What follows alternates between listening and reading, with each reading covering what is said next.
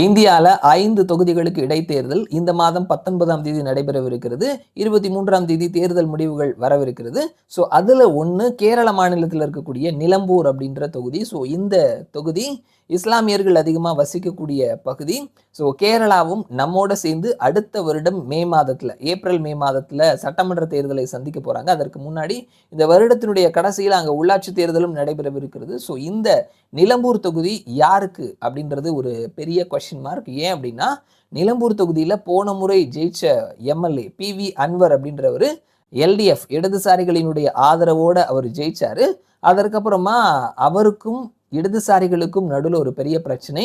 முதல்வர் வரைக்கும் பெரிய அளவில் அட்டாக் பண்ணி அவர்கள் PV அன்வருக்கு கொடுத்திருந்த ஆதரவை விளக்க அவர் நான் எம்எல்ஏ போஸ்டிங்கை ரிசைன் பண்ணுறேன் அப்படின்ற மாதிரி சொல்லிட்டு அதற்கப்புறமா அவர் டிஎம்கேவினுடைய கேரளாவினுடைய ஒரு பிரான்ச்சை நான் ஓப்பன் பண்ணுறேன் அப்படின்ற மாதிரி இங்கே திமுகவினுடைய தலைமை கழகத்தோட பேசினார். அதற்கப்புறம் கம்யூனிஸ்டுகளோட இவர்கள் இங்கே கூட்டணியில் இருக்கிறாங்க, நல்ல ரிலேஷனில் இருக்கிறாங்க, பினராயி விஜயனோட முதல்வர் வரைக்கும் நல்ல ஒரு உறவில் இருக்கிறாங்க அப்படின்றதுனால அதற்கு இவர்கள் ஒத்துக்கல. அதற்கப்புறமா இங்கிருந்து நேராக வெஸ்ட் பெங்காலுக்கு போயிட்டு அங்கே மமதா பானர்ஜியை பார்த்து திரிணாமுல் காங்கிரஸ் கட்சியினுடைய ஒரு பிரான்ச் நான் இங்கே ஓப்பன் பண்ணிக்கிறேன் அப்படின்ற மாதிரி சொன்ன உடனே அவர்களுக்கும் கம்யூனிஸ்டுகளுக்கும் ஆகாது, அவர்களுக்கும் காங்கிரஸுக்கும் ஆகாது, அதனால் ஓகே அப்படின்னு சொல்லிட்டாங்க.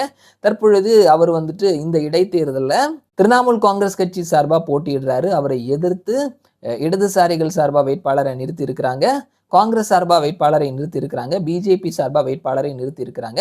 ஸோ கடந்த 2 தேர்தலில் PV அன்வர் இடதுசாரிகளினுடைய ஆதரவோடு ஜெயிச்சிருந்தாரு. ஸோ இந்த முறை அவர் திரிணாமுல் காங்கிரஸ் கட்சியினுடைய வேட்பாளராக நிற்கிறாரு. களத்தில் 4 முனை போட்டி இருக்குது. இடதுசாரிகள், காங்கிரஸ், திரிணாமுல் காங்கிரஸ், பிஜேபி அப்படின்னு சொல்லிட்டு யாருக்கான வாய்ப்பு அப்படின்னு சொல்லி லோக்போல் தேர்தலுக்கு முந்தைய கருத்து கணிப்பு முடிவை வெளியிட்டிருக்கிறாங்க.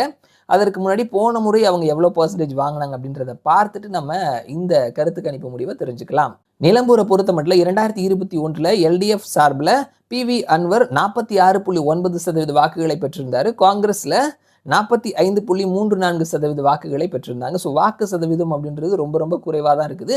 1% அந்த அளவில் தான் வாக்கு வித்தியாசம் அப்படின்றது இருக்குது. 3வது இடத்துல பிஜேபி வெறும் 4% வாக்குகளை தான் பெற்றிருந்தாங்க. ஸோ இந்த முறை யாருக்கான வாய்ப்பு அப்படின்னு பார்த்தோம்னா இந்த முறை LDFக்கும் கிடையாது, PV அன்வருக்கும் கிடையாது. ஏன்னா PV அன்வர் இந்த முறை திரிணாமுல் காங்கிரஸ் கட்சி சார்பாக போட்டிடுறாரு. ஆனால் இந்த முறை வாய்ப்பு யாருக்கு அப்படின்னு சொல்லி களத்திலையும் சொல்லக்கூடிய விஷயங்கள், லோக்போல் கருத்து கணிப்பு முடிவும் சொல்லக்கூடிய விஷயங்கள்னு பார்த்தோம்னா காங்கிரஸுக்கான வாய்ப்பு இருக்குது அப்படின்னு சொல்லியிருக்கிறாங்க.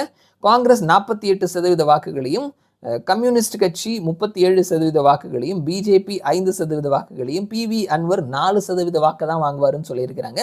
ஸோ அவர் போன முறை 46% வாக்கை LDF சார்பில் வாங்கியிருந்தார். இந்த முறை அவர் திரிணாமுல் காங்கிரஸ் கட்சி சார்பாக நிற்கும் பொழுது 4% வாக்கு தான் கிடைக்கும்னு சொல்லியிருக்கிறாங்க. மற்றவர்கள் 6% சொல்லியிருக்கிறாங்க. ஸோ நிலம்பூர் தொகுதியை காங்கிரஸ் கைப்பற்றுவதற்கான வாய்ப்புகள் இருக்குது அப்படின்னு சொல்லிட்டு லோக்போல் தேர்தலுக்கு முந்தைய கருத்து கணிப்பு முடிவாக வெளியிட்டிருக்கிறாங்க. பார்க்கலாம் என்ன நடக்குது அப்படின்னு சொல்லிட்டு 23ஆம் தேதி மறுபடியும் நான் உங்களை இன்னொரு வீடியோவில் சந்திக்கிறேன். அது வரைக்கும் நன்றி.